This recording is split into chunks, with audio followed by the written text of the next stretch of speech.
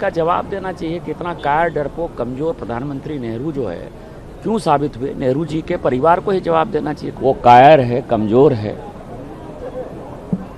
और हमारे मामले में हस्तक्षेप कर रहा है और इसके लिए हम कोई अलग निर्णय लेंगे।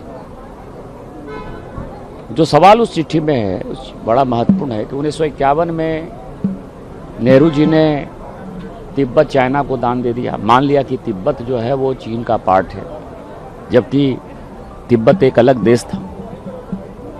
1954 से लेकर 56 तक पंचशील समझौता हो गया, हिंदी चीनी भाई भाई हो गए, बांगडुंग सम्मेलन आप करने लगे, चीन के साथ बेटी रोटी का रिश्ता हो गया। तो क्या कारण था कि अचानक 1958-59 में, क्योंकि अमेरिका जो है वो चीन को मजबूत होता नहीं देखना चाहता था, वो आक्रमण करना चाहता था और तिब्बत एक बहाना था। दलाई लामा के भाई के साथ जो है CIA के लिंक थे। क्या ऐसा कारण था कि आपने अमेरिका का साथ दिया?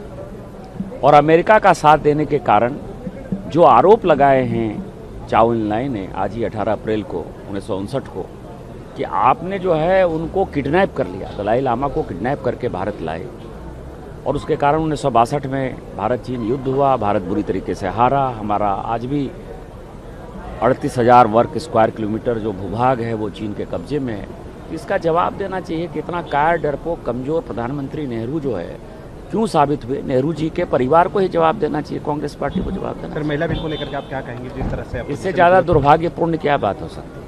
और मैं आपको बताऊं कि जो 2023 का एक्ट है उसके आधार पर यदि ये इम्प्लीमेंट हो गया तो 2026 की जनगणना के हिसाब से तमिलनाडु की 39 में से केवल 29 सीट रह जाएगी और केरल की 20 में से केवल 14 सीट हो जाएगी।